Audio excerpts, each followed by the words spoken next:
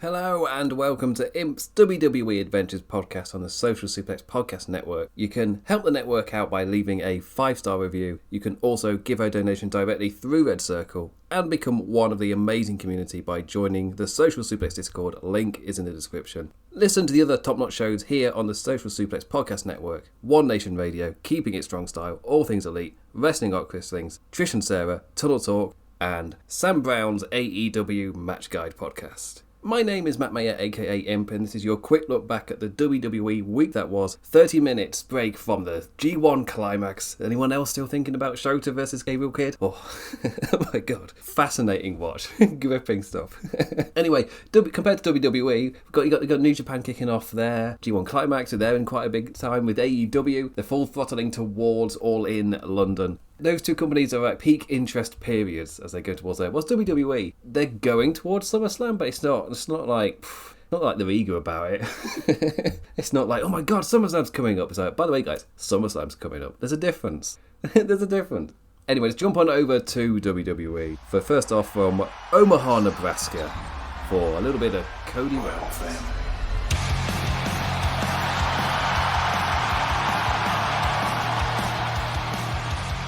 Cody Rhodes kicking off the show, saying hello to a boxer man at ringside before reminiscing about Randy Orton and the guilt he feels for being the reason for the man getting bloodline through the announce table last week, waxing lyrical on Solo, only for A-Town Down Under to pop out into a 2-on-1 stompy stomp, boxer man, whoever he is, having his, I'm assuming he was a local boxer man, having his back and handing him a chair. And as we know, holding a chair suddenly gives you amped up superpowers, so in charges Cody to fight the former tag champions off and set up your main event tag team match of A-Town Down versus Cody Rhodes and mystery tag team partner, and that fell throughout the entire show. It just built up like, who's Cody Rhodes going to have his tag team partner? Is it one of the guys he's been teaming up with? Yes. Didn't have to think far. But they did the mystery tag team partner thing. But at least they answered it backstage right before the match. I didn't mind it. And as he's walking through backstage, he looks off camera.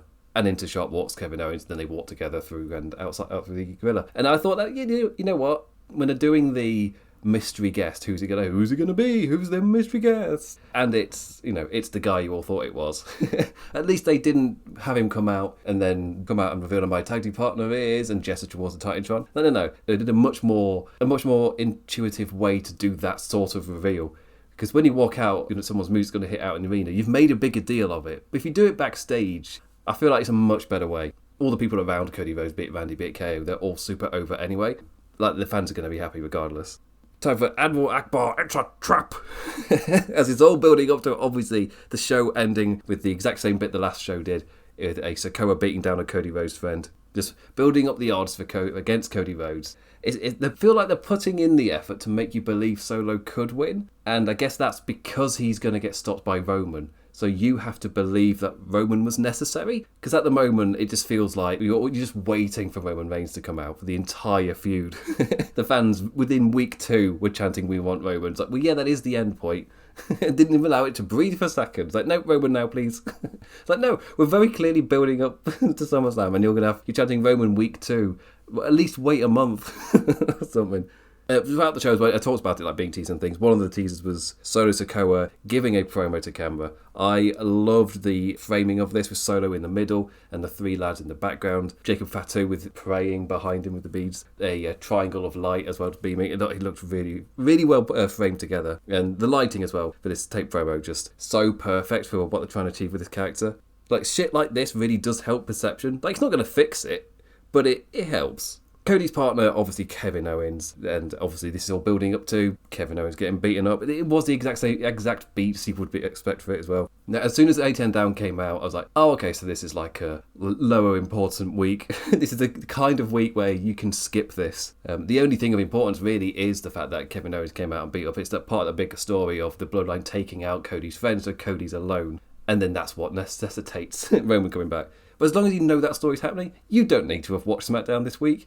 You could have skipped all of it. And the main event match itself was like, it's all swell and all, just like the past months of segments just waiting for the Bloodline interference. Cody nailing the crossroads on Theory for the win in the end, so didn't interfere in the match. When Solo's music hits before their victory can even be finished but getting announced. KO with a finger to Loa's eye, evening the odds. Hilarious that his selling of that had folks on social media just being like, look how great he is. Just keep him going. It was hilarious. It was brilliant that he just kept selling the eye for the whole thing. It's like, what are we even doing here, folks?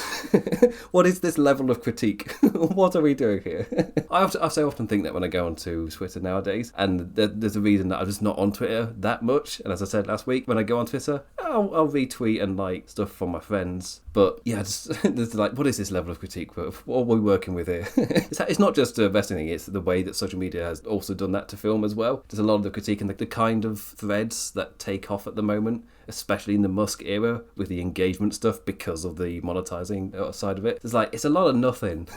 A lot of the critique level we're getting here is very surface level. That's not my thing. So no. With me, I'm not even joking when I said yesterday, I've forgotten the guy's name, Billiam? The guy did a really long Lost video. But yeah, that came up on my feed, like a 6-hour video specifically talking about season 5 of Lost. And I'm like, you know what? That's a deep dive into something that's genuinely analysing it and breaking it down. That's my shit. I didn't watch all 6 hours. I probably got 45 minutes in. But the point remains that I still watched 45 minutes of that. For a man breaking down a series of Lost that I didn't even get to. I don't even think I finished series 4. I'm not even sure I finished series 3. I didn't even get to that series. I'd fallen off by then. And I still was watching that because it's breaking down a piece of media in that detail. Because again, social media is kind of built for surface level stuff, be that surface level reactions to things, surface level understanding of things, surface level analysis. It's kind of just what it is in a way. That's not really what I fall to. Basically what I'm saying is get off social media, instead listen to Trish and Sarah. That's basically what I'm going at. Listen to them instead. Jacob Fatu, the difference maker yet again, multiple charging hip bumps to the corner Sat Owens. Solo and Hammer giving Cody the powerbomb through the announce table treatment.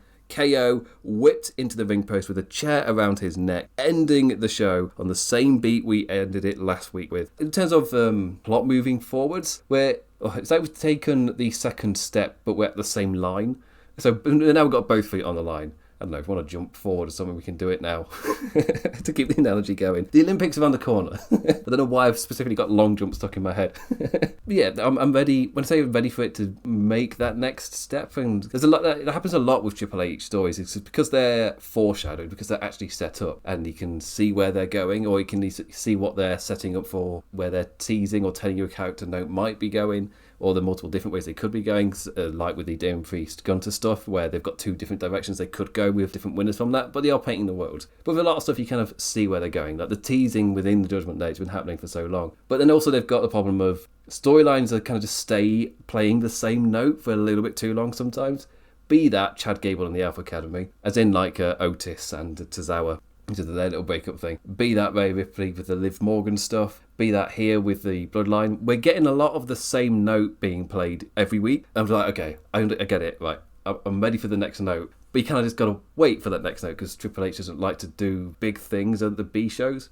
And that's why for me it's an absolutely genius idea, a vision for WWE Nick Khan had, with genuinely making it a world company and taking it global with the pay-per-views. That has been an absolute killer, an absolute win. Especially when they do it with their B shows. It doesn't mean that when you come out afterwards like, well, it wasn't that memorable, but the crowd's white hot and they elevate it, and that's what makes it special. Unfortunately, then when you do a B show, a normal place, that's why Canada, you're called a normal place. Money in the Bank didn't really leave that big of a mark, really. You got the excitement of the ladder matches, but it turns out when you come out of it, it did feel like, actual character progression and storyline progression wise, we haven't really gone anywhere. This has almost been like a little window of bubbled excitement for the Money in the Bank, but yeah, we've not actually progressed anywhere, really moved forward at all. We're at the same note we were after the last pay-per-view. We're at the same point.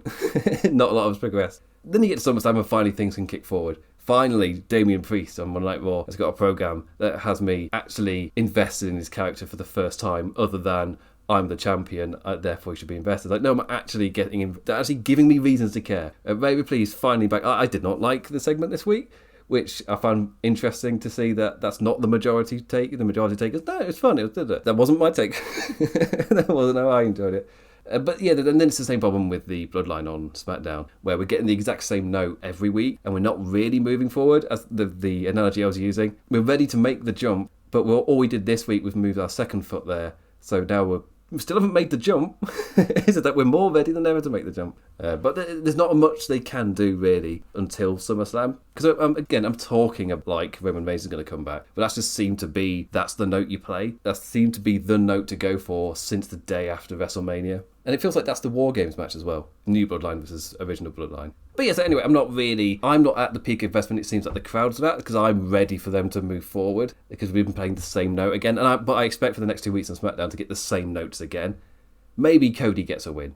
Next week we'll feel like, well, who's going to be Cody's friend this time? He generally is alone against the Bloodline. How's he going to do this? Because again, you've got to set up the reason for Roman Reigns being there, the situation that necessitates his arrival. Anyway, let's get on with the rest of the show for SmackDown. Andrade versus Carmelo Hayes. For me, this absolutely screamed. But it was the US title for Logan Paul. Because he's not on the show, they've got folks bubbling, but they haven't got a title to fight over. It's that kind of little progression that you would get quite naturally over the period of the year just isn't there because Logan Paul's not there. And for me, that's the main reason why I'd have LA Knight win. Sure, they get the exposure from Logan Paul having the title. He's had it since November, well, whenever the Saudi show was.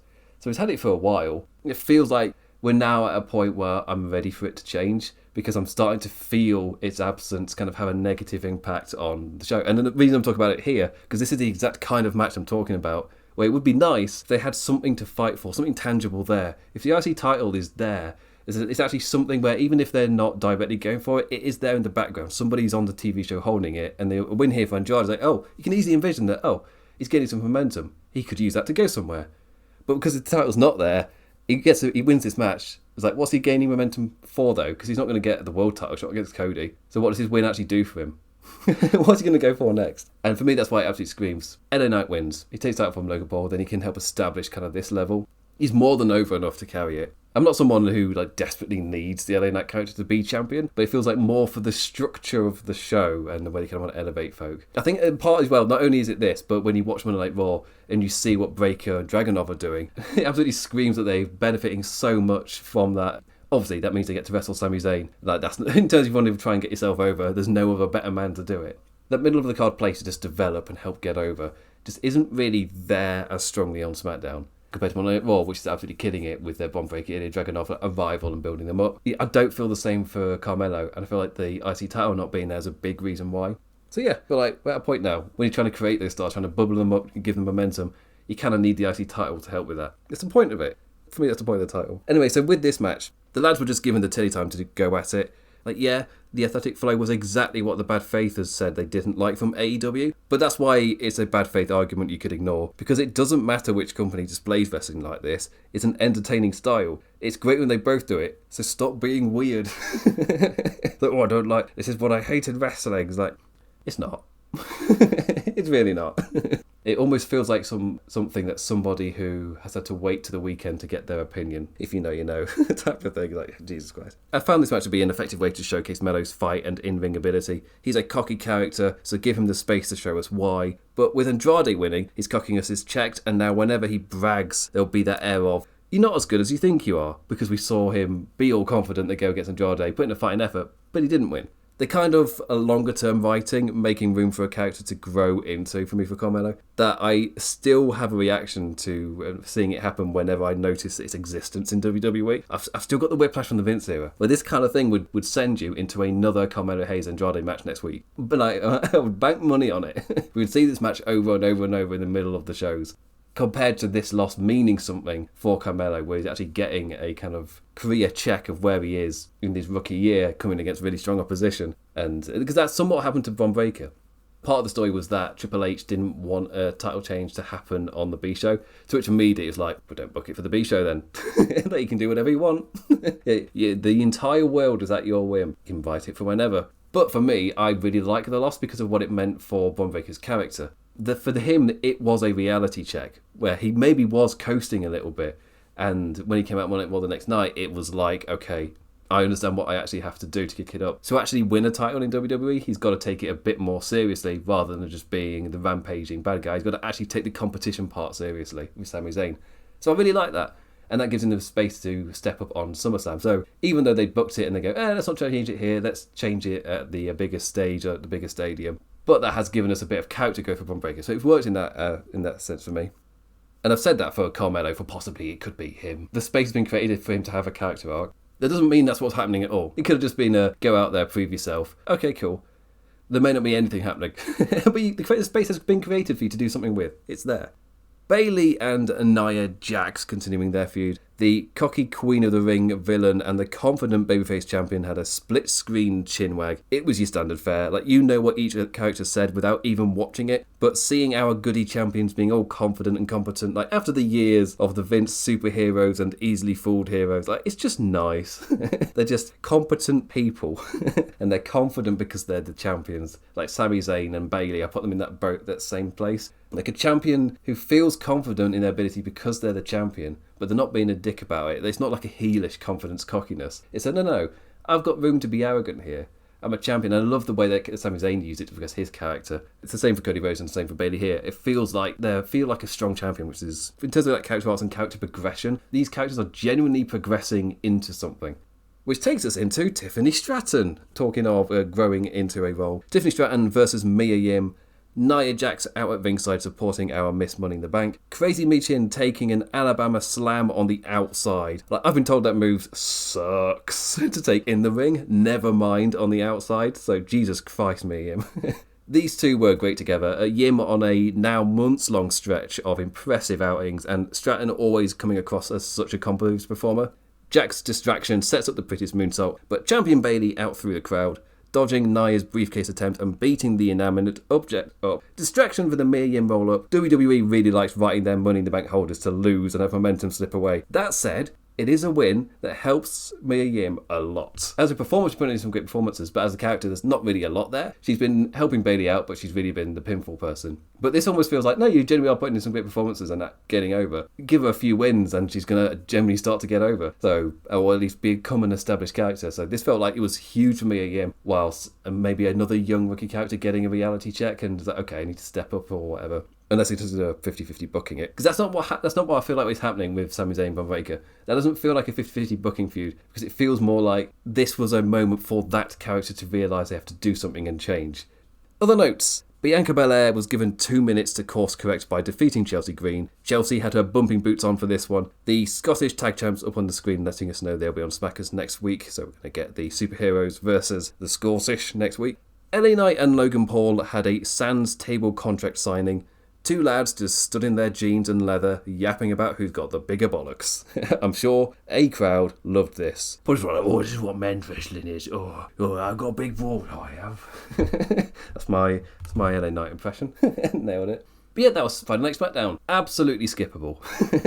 Absolutely skippable. If you watched the show last week and you know what beats they're doing heading into SummerSlam, if you watch the show this week, you still know all of those beats exist. I think my metaphor for the long jumping person who has now got both feet on the line doing a standing jump, we're at that position for pretty much everybody on the show. Which may be why I'm a bigger fan of Mia Yim, because at least if no one else is going to be moving anywhere near past the line or whatever, you might as well use the opportunity to build someone else up a little bit.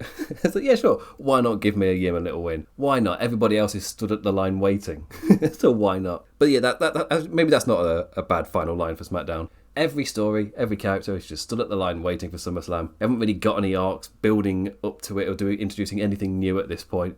We're now just waiting. And to be fair, it's not that far away. It's really not that far away. Anyway, speaking of everything's going to be fine, let's jump on over to Monday Night Raw and Green Bay. I know there's nothing in the transition that relates, but I said it like it does. So that's what you're getting. So anyways, jump on over to Green Bay. Green Bay. Is the Bay green? The Bay's green. My shoes are pink.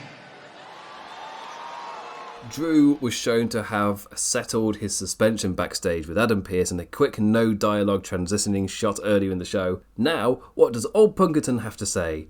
Is the Bay green? The Bay is green. And my shoes are pink. Good stuff, Punk. Your hardest hitting monologue yet. Voice is cutting stuff. He's cleared and he wants his Scottish pound of flesh. McIntyre out. Pearce shortly following out with others to let us know there will be no contact between the two till SummerSlam. For this match, I've got a big problem. I've got a big referee problem. Burn It Down plays out the Titantron, and the commentators are acting all confused, like they don't really know what's going on. The crowd didn't really react to what Adam Pearce had said. It's like, yeah, in terms of like the kind of audience he cultivated and the way that information is gotten across to said audience. I'm not surprised. An AEW audience, because they're conditioned differently in the way they receive information from the show. Like, yeah, they probably would have picked up on that and gone, oh, he's the special guest referee, don't need anything extra. But at WWE, everyone's acting out of confusion like nothing's been revealed.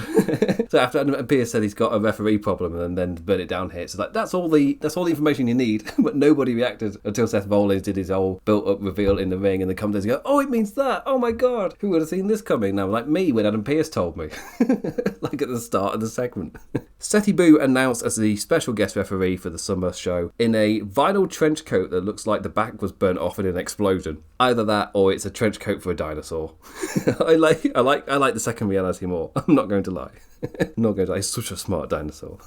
What is this Rhea Ripley and Liv Morgan storyline? So, okay, as I said earlier, when I went onto the social medias, I saw this week's segment getting a positive reception. People were pretty high on this. Me personally, I think it's at the exact same bar everything else in the storyline has been. It's technically not any worse because it's the same level.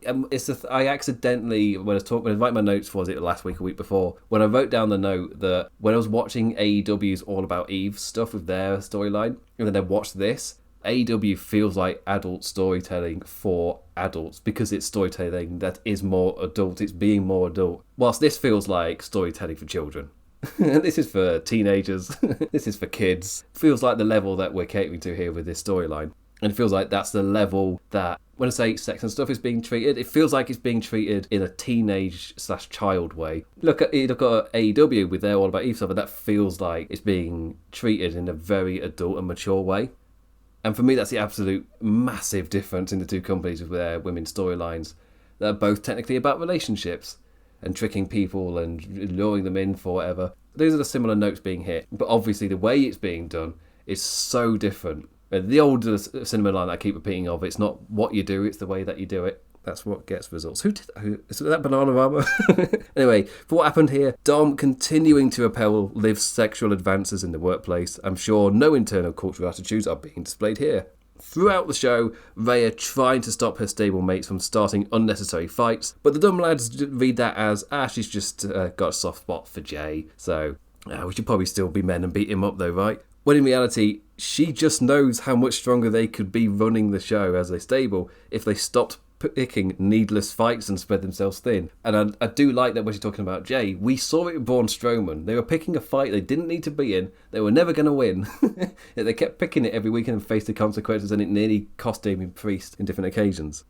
Her point was proven when they jumped Jay on sight. So not only had we seen it in the past so we know what she's talking about, we got it directly happening on this show just to reinforce it one more time. Sami Zayn happened to be being interviewed around the corner to make the save and set up that tag offering for the main event. So now they've also got themselves into a needless fight with the Intercontinental Champion. Irish Judgment losing against them in the main event to boot. A fun main event it was. Sami Zayn in the tag match, I'm going to take it. And Finn Balor's still good in tag matches. Dragging Dom out to the ring, calling out Liv, who appears in the crowd, again continuing the advances, this time elevating to I have feelings for Dom. Dom finally stood up for himself, firmly telling Liv no after months of unwanted sexual advances and telling his abuser to leave him alone, which makes Liv cry, overacting levels of crying, the camera following her and focusing on her as she walks away too. When Rhea then whispers in his ear and kisses his cheek, the segment feeling to me so off and weird because it plays out like it's generated sympathy for Liv. For me, it's absolutely screaming that they're going for the ending feeling of Christian versus Chris Jericho from WrestleMania 20 with the whole Trish Stratus love triangle thing. But in the end, you've got the big heel turn with Christian and Trish Stratus there. Keep Dom with that mega heel heat and really make Rhea the babyface. But also it feels like Judgment Day itself has been kind of focused into the babyface and the heel kind of sides of it. Because there's also the thing that there could be the fact of Finn Balor being the one that costs and he's the one that kind of causes the split and Dom stays with Rhea. But that feels a bit more backgroundy. And when I said that this storyline specifically in WWE has felt like it's a level of treating sex and that stuff like a teenager would, like it's telling a story in a childish way. The sort of stuff like that doesn't feel like it belongs here. So I'm treating everything else in this storyline with the same level. No. The biggest twist we're getting is Dominic Mysterio teaming with Liv to try and give this generation that same moment with them snogging on the stage. That's what I assume they're building to. And this segment as well, because with the whole Liv thing, it feels like the way they actually filmed it and produced it felt like it generated sympathy for Liv, with Rhea coming off as like the remorseless heel with the whisper and kiss to the cheek immediately after. Even though I'm sure they were going for girls be crazy, am I right? And technically, both actions are within characters, but it's the way it was done that it was completely backwards. Like, you don't want to generate sympathy for Liv. Don't follow her after with a whole new camera angle there to specifically capture her reaction. And don't immediately pair that with the image of Rhea whispering into Dom's ear. Like, it sounds basic to say, sequences of images tell stories, but there's no need to overthink your analysis for this one. That's what they've done. That is what they've done. In terms of the story you're telling, you show... Oh, I nearly made a really nerdy film reference. I nearly referenced a silent film. Probably don't need to reference Sunrise when I'm talking about this. But in terms of the pairing of the image, you have her crying, and then immediately the next shot is Rhea whispering into Dom's ear. This isn't Dom's words, these are Rhea's words. It's kind of what that sequence of images tells you. That's not me saying that's what they're doing. That's me saying that's what the images told you. That's why it generated sympathy for Liv. That's why Rhea felt a little bit more heelish in that moment. The sequences of the images in which they were shown to us, that's the story you ended up telling. Either show them in the different sequence, or for me the main one is don't have that shot of Liv. You can have the shot of her walking out, but not from the whole new camera angle capturing her face. Purely because you're then cutting to the whispers. In terms of, like, again, the sequence telling the story, that's why it felt a little bit off to me. But when I said people were liking it, obviously that level of analysis wasn't happening. So yeah. Let's move on to the kind of stuff that I do like in WWE. Gunther opened the show, the crowd booing him for what he said last week, and he was just like, nah, I meant that shit. Just really digging in. Informing us of the Austrian saying, which translates to, your friends tell me who you are. So Gunther calls all of Judgment Day bums and street trash. Just to really dig into it. Asking for Priest to just come out and hand him his title because we all know he's just a wannabe champion. Instead, Priest stiffing him with a forearm. The first time seeing proper babyface fire from the man since becoming champion. Last week did a great job setting this up too. That's why I don't really blame the performer in Damien Priest. This kind of character stuff is all down to the writing and the production side. After the break, the two brawling by the open garage door and taking it outside. Huge positives, as this is what last week set up, and they fully followed through with it immediately at the start of the show. So you're not hanging about waiting for the segment that you kind of know is going to happen, just immediately get it out of the way. That's great stuff for me. Technically, the Gunther stance hasn't progressed at all, but I like him firmly standing his ground even more. No, I'm going to stick by this. I'm going to be a dickhead. I do like that. I didn't like the commentary hammering, because quite often if you don't really know what they're trying to tell with the story, just listen to the commentary, because that is the story they're trying to tell. That was the best way to follow what on earth was happening during the Vince era, because he would be feeding the story through the commentators. So even if what you were seeing made no sense, the commentators were telling the story. All you had to do was listen. It was never actually that difficult to follow a Vince story, and you could see why it didn't make sense because you listened to the commentary. Here, they were calling Gunther a entitled brat, and I'm just kind of like, oh, that's not really what I would do for the character. I feel like making him entitled, but it's the fact that he backs it up as well. So those two can work, but the brat part just doesn't. It's the entitled brat being the entitled. That's what doesn't quite work. Because what part of Gunther is a brat? Apart from it being a PG American insult word for somebody that you can use for television, apart from it being that, there is no brattiness to his character whatsoever, so it doesn't fit at all. Like, sure, he can be entitled, and they can use him talking about his privileged life and the way he came into the business, and I really like the dynamic of Damien Priest fighting and clawing to make WWE recognise and see him, whilst WWE were the ones who were trying to desperately get Gunther to sign for them. I like that completely different dynamic. However, no part of his character has been bratty, so it doesn't make any sense. It doesn't work for me. But it felt like that was the line they were told to say, which is why I'm kind of hammering home on it. But for me, it's not really a character beat that quite works for him. That said, everything else is it's relatively fine. especially because of what it's doing to Damian Priest. It's making me care about him for the first time in his title reign. Like, sure, not every note is perfect for the Gunter character, but what it's doing to Damian Priest, I'm perfectly fine with it. I'm perfectly fine with it. To a point where I can believe a world where Damian Priest wins. That means job done here. Job done. Because the entire summer I've been like, no, give it Gunter, because I'm not that interested in the Priest character. Finally, they're doing something to make you care. That said, for me, that makes it perfect when you pair it with the Rhea Ripley stuff, which is why I sequenced it here in the notes afterwards. Because for me, when you pair it with that, it means it's absolutely perfect time to split the Judgment Day. A split has kind of been foreshadowed. They've been teasing it for a long time, but it died a little bit when Rhea Ripley went away. So then the different dynamics of, well, Damian Priest's trying to take control, so it's a different kind of animosity within the group compared to just like your normal split stuff. Is in a cog is missing, a part of them is missing, so they are struggling, and that kind of carried them through the summer a bit. Now Rhea Ripley's back, I feel like you can really run with something, and this storyline should be the thing that drives a wedge properly between the Judgment Day. But we've seen it before where they've tried something like this with two kind of a wedge to a stable.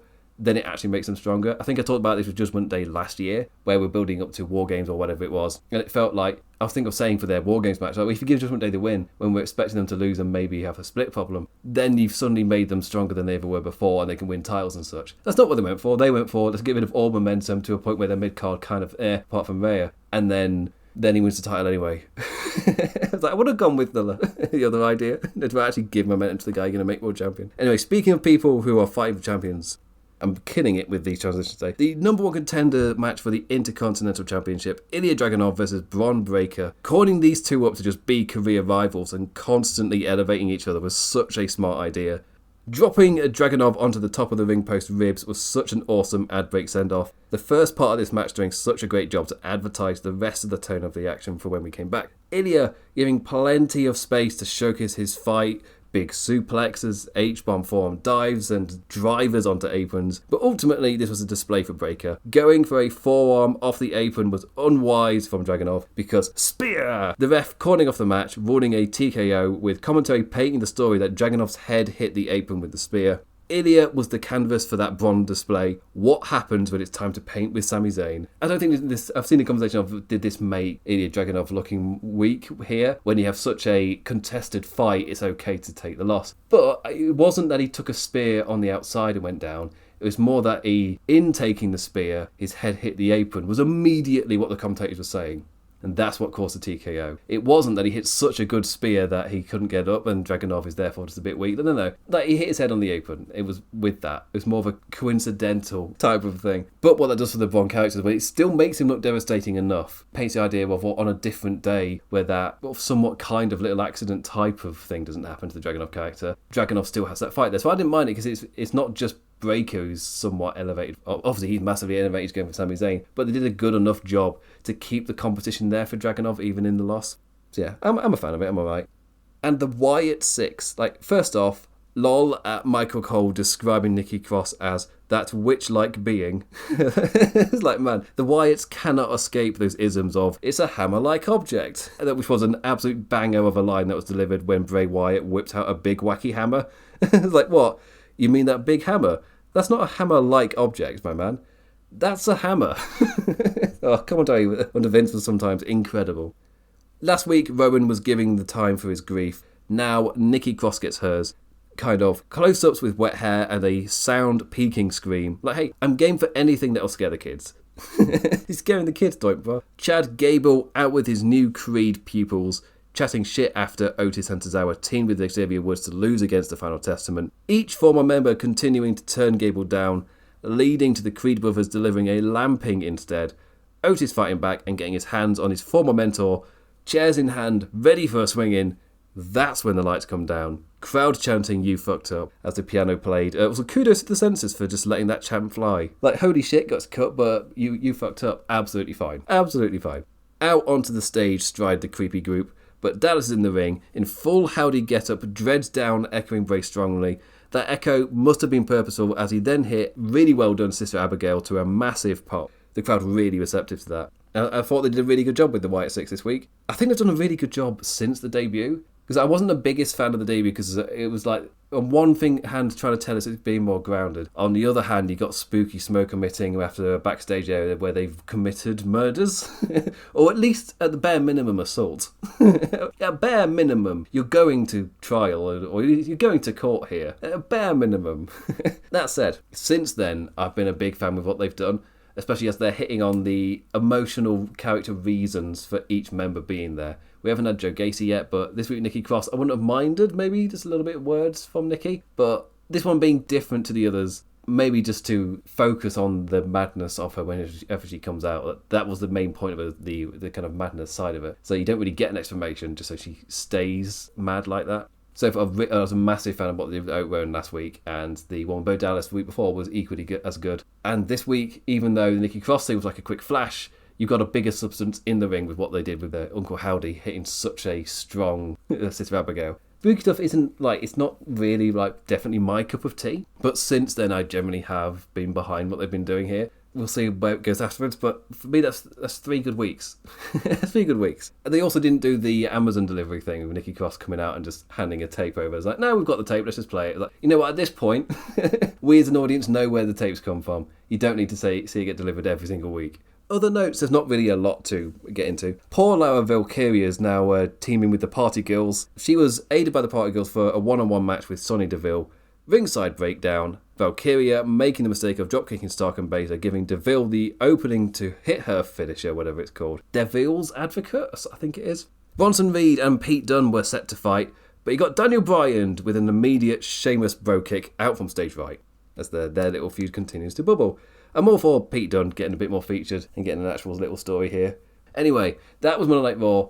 Both shows really staying at the same mark, not really like massively progressing stuff. But on Monday Night Raw, there were just a few more things confirmed. Just the fact that CM Punk and Drew McIntyre, their stuff getting like, no, confirmed, we're at it now. You can get excited, it's happening. There wasn't really that on SmackDown, but for Monday Night Raw, you got a little bit more of that. You got the Bo Dallas stuff with Chad Gable's continuing to progress. I'm assuming we're going to get a match at SummerSlam there as well. And it's the same thing with Bron Breakers. Like, okay, we're getting the match announced for SummerSlam. SmackDown was as is. Raw was as predicted. That's the difference. Raw had stuff to actually announce and to actually... No, this is why you can get excited for what's coming up. It's not the most exciting week for WWE, which is great when there's the G1 climax, when there is so much great wrestling. And seriously, if you've not seen Shota Umino versus Gabe Kidd, watch it now. It's generally such a fascinating watch. Still thinking about it the day after. But yeah, we got that on, and I've got this AEW as well, with them ramping up with All in London and with Blood and Guts. Like there's a lot of other wrestling stuff. So you know what, when WWE is in that zone of, you know what, you don't have to tune in until SummerSlam. It's just, this is as is. I'm appreciative of that. Like, yeah, that's good. That's grand. That's grand. This means I've got to watch it, but, you know, for you, you people, for you normal people who don't, write copious amounts of notes whilst watching it, because you've got a podcast to do. Like, for you normies, this is for you. This is the moment. It's like, oh, thank God. I don't have to pay full attention during the G1 Climax huge tournament or with AEW amping up properly. I can kind of zone out of WWE for a little bit because you're not going to miss anything as it's amping up. Anyway, with that, I say thank you for listening, engaging in any form, any manner. Always appreciated. Never take it for granted. I'll be back this time to next week to talk about SmackDown and Monday Night Raw. So with that, I bid you adieu. Adios.